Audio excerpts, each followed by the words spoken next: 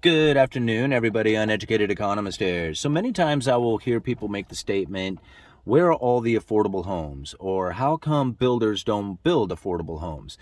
They make this statement like there's some sort of decision or choice or economic condition in which that we could provide more affordable homes to the market. Like I hear people say, how come we don't have this? Now, I believe that it's more of a economic condition in which that we are now in that doesn't necessarily give the opportunity for there to be affordable homes. Let me read this to you. I know no better measure than the leases and rents of property owners to judge the abundance and scarcity of money in circulation. When land is leased at a high rate, it's a sign that there is plenty of money in the state. But when the land has to be leased at a much lower rate, it shows, other things being equal, that money is scarce. So when we're sitting in a situation in which that we have just come off of this heavy monetary stimulus, money expansion, balance sheet expansion coming from the Federal Reserve, this is the abundance of money that Cantillon is describing in his essay. When there is abundance of money, there is no better sign of that abundance than when you start seeing rents moving up. Now, something we have to think about is when investment starts to take place. Investors move towards profit. If they see that there is a profitable situation, you're going to find investment going into that situation. Think about like trucking, for example. When trucking came in short supply, there was a huge demand for trucking. And all of a sudden, there was an investment going into trucking, hiring new truckers, training them, buying equipment, getting the freight companies into a position in which that they could handle this overwhelming demand for truckers. And with that came a higher price. Now, unfortunate consequences from that is that when you oversupply, then all of a sudden you have a price drop. But that's not the case of what's taken place with the housing market today. Now, granted, house prices are much higher than they've ever been. Now, there is a bit of a price, pressure relief coming off of the last year or so as the interest rates were rising, but it wasn't like the prices have come down to what would even be considered normal, right? They're still incredibly high. And this incredibly high housing market is another sign of the abundance that is in the system, the abundance of money. Now, when we think about how come it is that there used to be plenty of houses for people out there, right? We think about the 50s, 60s, 70s going into the 80s, and then we started having issues with there being affordable housing out there. Now, granted, during the great financial crisis, there was a moment there in which that homes became very affordable, but it was a very brief, narrow window. For the most part, homes have just continuously gotten more expensive and harder and more out of reach for the average person. But now back in the 50s, 60s, 70s, even in the 80s, it wasn't so difficult for the individual person to own a home. Now, whether they just went out there and bought one, take out a mortgage and bought an existing home, or they built it themselves, that opportunity was a lot more prevalent back in the day, back in the 60s, 70s, 80s.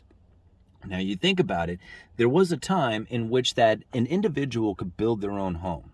They didn't really even need to have that much of a skill. They could just have some basic carpentry skills and piece together a house. They could do it after work or on the weekends. That's not necessarily the case nowadays. The individual person would have a very difficult time trying to piece a house together like they might have done back in the 70s and 80s. Nowadays, it's going to be a lot harder with the permitting issues. Most likely, you're going to have to take out a loan from the bank, a construction loan, which is going to put you on a timeline. And just piecing this together is not exactly the environment like they once had to be able to do something like that.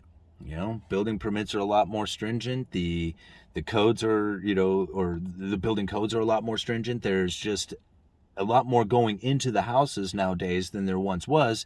And it's not saying that the average person couldn't do it. It's just most likely the average person isn't going to be the one who does it. Now, when you do get a house for yourself, or you want one, or building one for yourself, most likely you're going to end up having it built, meaning that you're going to have to hire a contractor or a builder of some sort in order to get this building constructed, your home. Now, when we think about like new construction, right? The new privately owned housing units started. That's this chart right here. And I'll leave a link down in the description for you of this video. I'll leave a link to this exact chart. This is coming from the Federal Reserve. And now when you look at this chart, something very interesting. Here we are right over here. If you look at this, we have come off of a very low where we weren't building a whole lot of individual homes. What does this says? Newly privately owned housing units started. All right. So you can see there wasn't a whole lot going on right here. But as we've moved up over the last 10 years, basically since the great financial crisis, so, 13 years or so, you're going to see like the position that we're in right now is pretty much where we've been throughout history. Like if there was like an average amount, it would be right about where we're at. Now, if you look at this chart really close, you can see we've actually come down a little bit, but still we're somewhere right in the middle of all that. So it's not exactly like the new privately owned housing units are booming, but they're not exactly like, tanking either. Right? What is booming is this chart. And I took this one back to 1992. And this is newly privately owned housing starts in the United States by the purpose of construction, built for rent, 2 or more units. So this is where the investment is going. Take a look at this chart. This is 1992, and look what it's done ever since. It has really moved up since the great financial crisis. It's almost gone, 45-degree angle up. It is continuous investment going into rental properties. And it's not going into construction of homes. It's going into 2 or more units. So when you think about like what it is that this chart is showing us, this is what I'm assuming is individual people building their home. Right? Could be some spec homes, I guess, in there. But for the most part, I'm guessing this is individuals building their home. This is what the new construction market is wanting to do, is build homes for rent. So when you ask, like, how come the builders don't build affordable homes? It's because it's not affordable to them. They have to build an expensive home in order to get the profit margin out of it. You got the land cost, labor cost, permitting cost, everything that goes into it. If you build an affordable home, the profit margin is so minimal that it isn't worth it to the builder. So then they have to move into a much higher profit margin, which means a much more expensive home. However, building new homes or new construction for rent is definitely profitable to them, as the rents have moved up incredibly high over the last few years. So that's one of the reasons why you don't see the builders building affordable homes. It's because there's no margin in it, and there is plenty of margin in rent. And that's where the money ends up going. That's where the new construction goes to. All right, let's talk about lumber just a little bit here, because a lot of you know that I do lumber update videos just to kind of give you an idea of what's going on within the lumber industry. I do retail sales for a living at a local lumber yard. I literally like ring people up at a till and go and load them up, go load their trucks up with 2x4s. Now, we've been doing lumber update videos just about every single week for like the last 5 years. And some of the things that we have talked about in the past are still affecting us today. Mainly that OSB market, oriented strand board. If you're not familiar with oriented strand board, it's a type of plywood. It's used for sheathing. So you have like the skeleton of the building, that's like all the studs, the 2x4, the framing part of things. And then you got the skin that goes on the outside before all the doors, window siding, and stuff like that goes in. That skin that goes on the outside, that's the sheathing. Right? And there's two main products: oriented strand board, the OSB, which is a bunch of chips that have been glued together into a 4x8 sheet. And then you have plywood, which is the more durable, higher quality product, usually costs a little bit more. Now, OSB is the more popular product because it's cost effective, right? It's a cheaper version of the sheathing. And it's more prevalent within like the new construction, especially down in the southern part of the United States. Here in the Pacific Northwest, plywood is a little bit more popular just because of the weather conditions up here. OSB is a little bit more sensitive to the weather, where plywood can be a little bit more durable. So plywood ends up being the more popular product in the Pacific Northwest, but OSB would probably be the more common sheathing for new construction. This is what it has to say about OSB. Now, if you remember the video that I had done towards the end of 2019, we had done a report where over 1 billion, I can't remember exactly the number, but it was over 1 billion square feet of OSB was going to get pulled from the market, like permanently pulled from the market, never to be produced. And now we think about this, ever since then, we've had issues with OSB supply. Listen to this. Extended order files from every mill in every reported zone. Most mill order files are well into September, and remember, they are shipping late. So an order file is from the time that you place the order till the time you get it, right? And so typically, like at a mill, you might get like 2 weeks. We'll just say 2 weeks. The time you order it till the time you're actually able to get your lumber is a 2-week order file. These order files for OSB is going all the way out into September, and then they still ship late. That is showing a high demand and very little supply of OSB. Now, when we look at it, now we almost assumed that was going to take place from the report that I had done back in 2019. I mean, even before COVID and all the lockdowns and all that taking place, I knew that there was going to be an OSB issue going into the future, especially if you permanently shut down these operations and pull that much square footage off the market. Now, fir plywood has a different story. Prices continue to be vulnerable, with most mills looking for orders due to order file shrinkage. Now, this is something that I thought was very interesting. Order file shrinkage is basically, if you had order files going out to a month, and now you got 3 weeks, then you got 2 weeks. This is the order file shrinkage, meaning that you have less orders coming in, less demand for plywood, right? If you have more demand, then the order files start moving out, much like you would see in the OSB market today. Okay? But we're seeing those order files shrinking, meaning that there's not a lot of demand coming from the suppliers out there. Well, that means that there's not a lot of demand for new construction. And when you're in the middle of summer, this is the time when you would see a lot of demand for new construction, but it's just not happening in the way that a lot of people were anticipating, or at least the anticipation of the season, right? Because this is the building season.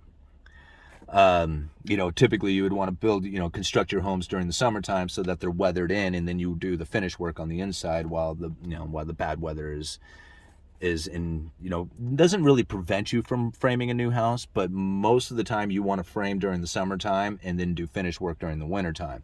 But there's plenty of people out here who, and even in the Pacific Northwest, they will frame all year long.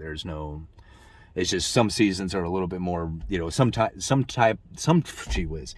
sometimes during the year there's more framing, and then other times it's more finish work. Okay, the southern yellow pine plywood inquiries remain slow this week, with very little inquiries and basically no follow through on those. So really, the southern yellow pine plywood is kind of mimicking what the fir plywood is saying, in that there's not a lot of demand going on out there. But because of the lack of availability out there, the OSB market does still seem to find a lot of support. Now, moving into the lumber itself, right? So one of the things that we had found is that when there was a short supply of lumber, right? When we had the run up to 1,700 per thousand and nobody could find any boards out there, everybody was screaming for lumber. During that time, when the mills are in curtailment and they have depleted their inventory, all of a sudden you have this huge demand coming to the mills. The mills start producing what is the most popular lumber: 2x4s, 2x6, stud length, and some random length. This is your plate stock and stud material. So framing walls, usually it's 2x4s, 2x6s with the plate stock, meaning that you got the longer boards for connecting all these studs together. So when mills are in short supply, those are the two particular sizes of lumber that is in the most demand. The other sizes start to find depletion within the inventory: the 2x8, the 2x10, the 2x12, and then some of the longer lengths like the 20-footers, 24-footers. The mills don't produce as much of that stuff because there's not nearly as much demand for it. But what we're finding right now is that in the southern yellow pine area, we saw inquiries, but there was little follow through for the 2x4s and 2x6. People are starting to look for the 2x8s and 2x10s. So what I was kind of getting from that is that it looks like they are supplied on 2x4 and 2x6, where now they're looking to fill in for the 2x8, 2x10 and the longer lengths.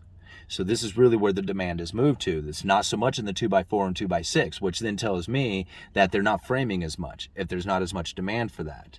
Because there was already a depleted inventory for the 2x8, 2x10, and 2x12, those are the ones that are still like in search of fulfillment, I guess is the way to put it, where the other ones are now supplied.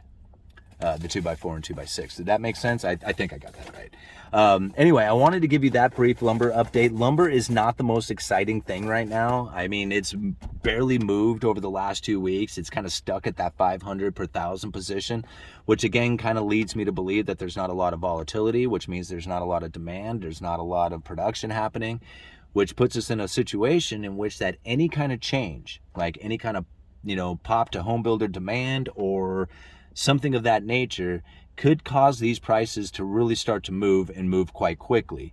We can tell that there is, some situations where the inventory is quite tight. Other ones are starting to fill up. So again, where we are today, considering the demand coming from the building side of things, it still shows that we are very slow when it comes to creating more inventory to start bringing that housing prices down. So that's one of the, this is where you find new inventory from, is from the new construction market. And it doesn't seem like the new construction market is really eager about building houses, but definitely eager about building rental properties. So something else to think about.